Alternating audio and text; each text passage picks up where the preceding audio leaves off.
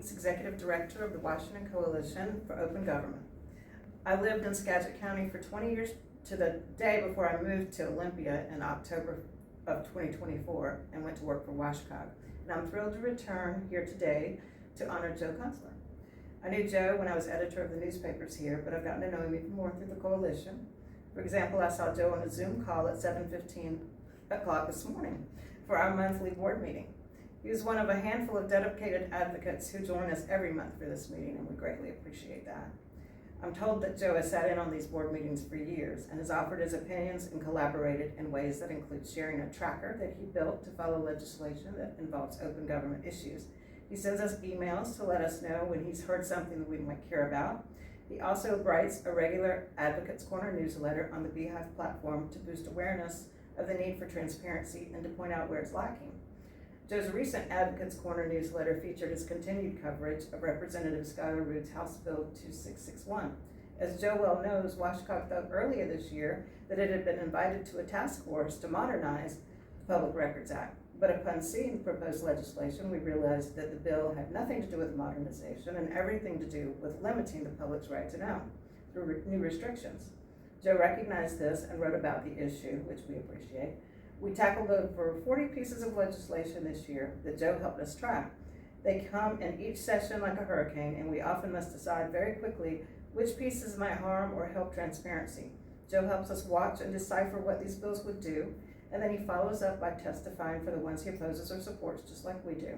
He's not shy about using his rights as a voter and taxpayer to raise questions and hold our government accountable. Whether it's been issues involving public transportation or the ongoing divide over Navy jet noise of Whidbey Island or the need for transparency that affects us all, Joe makes it his business to speak up. We're fortunate that transparency is one of the causes that he values. He understands that without it, there is no hope for accountability and no hope for healthy governance. Normally, a nomination for a key award is made by an individual, but several of us, including me, talked and decided that it was high time that we get a nomination for Joe to the full board. They approved it unanimously and wholeheartedly. Board President Mike Fancher said, quote, "Joe has long been passionate about government transparency and accountability. What impresses me is that he has increasingly focused that passion into clear messaging with his own voice of authority. In the most recent legislative session, he not only tracked dozens of bills, but commented on them so that his readers knew what mattered most and why. His calls to action were extremely helpful to WashCog and the people's right to know." Robert McClure, who was chairman of the Government Committee, had this to say, "Joe has an incredibly strong record of advocating for open government. He's also a frequent commenter when transparency issues are before public bodies. I listen carefully to what Joe has to say on every issue because I know he is committed and has thought through his positions. He's also willing to engage in dialogue, and as all of us in the public sphere should know, he is willing to alter his position when facts and data come to the fore.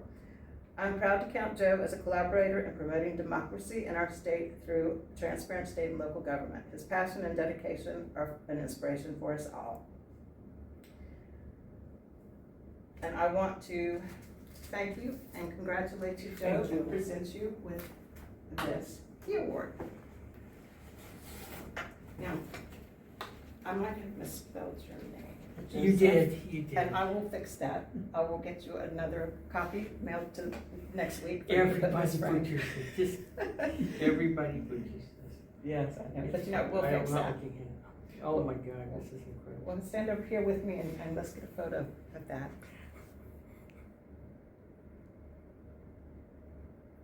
Okay. Here. Great. Now, Yeah. we'd love to hear from you, Joe. Thank you. This is something I've worked for ever since at least 2010, if not sooner. I happen to know one of the past winners of this award, and Heather Brooke, and she's the one who took care of the British government when she was trained in Washington State, going over expenses of legislators, and then she went home to Britain. Didn't particularly like the culture here, but she wanted to bring over there our Freedom of Information, our Public Records Act, and she, ended up using the circa 2005 Freedom of Information Act that Tony Blair put in exposed a bunch of politicians that were literally using British tax dollars to pay for a moat, to pay for all kinds of ridiculous things beyond basic lodging and travel expenses to serve in the Parliament, and which is the British from her legislature. And she ended up getting over 100 of them to quit or be fired. And I mean, it was an incredible turnover, just based on expense records. And even though Tony Blair, the Prime Minister who put in the act, thought it was a bit of a mistake, it's clear that the British appreciate it. So I've always wanted one. Oops, that's stupid. I don't do television. I do podcasts. It occurs to me I didn't fake the Coalition for Open Government, and I really should, because this is a momentous day. It's this is something I've wanted for a long, long time. I wanted to work towards, because I just believe decisions are made by those who show up. And it's hard to show up without knowing where to go. And that's why I started that spreadsheet 4 years ago, because we're like, we have all these bills, all these exemptions flying around, and it's just crazy. And so every Wednesday night I go over the committee reports, I go over the calendars and put them in a Google spreadsheet and send out the link. So concerned people can have the information to give input on legislation, to know what government is up to.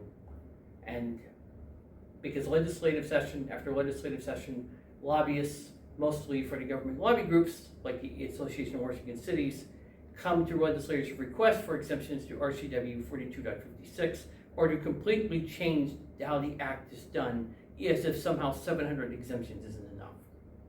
There are some efforts to roll back the Public Records Act, and even though I'm a public meetings guy and I kind of prefer public meetings, heck, I even co-wrote the first draft of renovations to the Public Meetings Act in 2020 that got passed in 2022. I'm being increasingly concerned about the public records side of the family, because I think we are in a situation here where we have to deal with, on one hand, abusive requesters who just want any and all records and are trying to trip the government up to make a payday, and are gumming up the works for guys like me.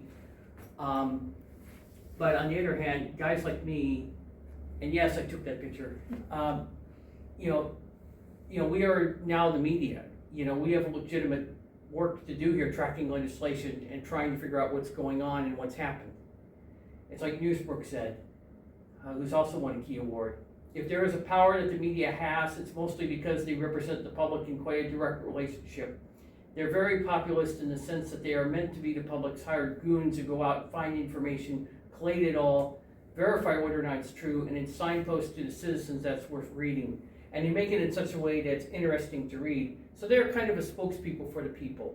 And that's how the real press should operate, is be that spokespeople for the people, and not be either fanboys, I can sometimes be guilty of that, or hired guns for special interests. And we're seeing that kind of go on right now with the state press pass saga, as one reporter for the Central Square put it. I think her name was Colleen Johnson, where we have free supposed reporters, all of whom have participated in the direct democratic process or are funded by a think tank, and they sued the state house and the Capitol Correspondents Association over press pass access. And the reason why they were denied was really, to me, to keep the lobbyists out. And I look at this issue respectfully as someone who, has to worry about, these lobbyists get more access to legislators. I mean, if they could be literally sitting in the wings watching legislators, they don't, instead of right now being able to pass a note and the legislator can say no, that could things could get real awkward and difficult. And, it's really important. And granted, I watched Scott Pelley's interview on New York Times last night as I wrote this. It's important we have good journalism right now, because no journalism, especially via public records, means no democracy. It's that fundamental. Now I could have a year ago when I was with Seattle, with Simple Flying, when I was let go because, for several reasons, just maybe regurgitate press releases and be a fanboy for aviation and maybe get a free airplane ride. But I felt this coalition needed me in a very big way. And as the Cold War of access has intensified, I see we have to hold the line, and we're winning because we're signposting legislation to testify against. You simply cannot have democracy without journalism, without the knowledge to participate, without the courage to stand up and defend our rights, without the diligence to vote, and the decency to show up for your neighbor in between elections, and the chivalry to stand up against a threat to the commons. I've had to do that a few times. I want to conclude with this thought. We are gathered in Cedarwilly.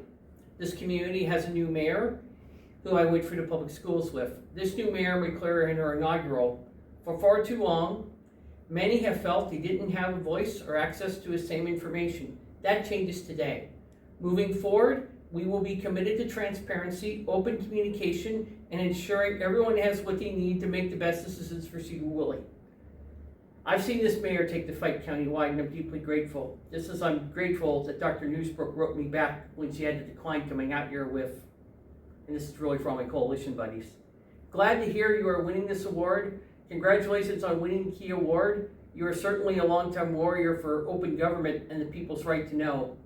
I met one of your Washcrawl colleagues while I was at Sunshine Week in Washington, D.C. in March. It sounds as though you're all doing great work. Keep it up.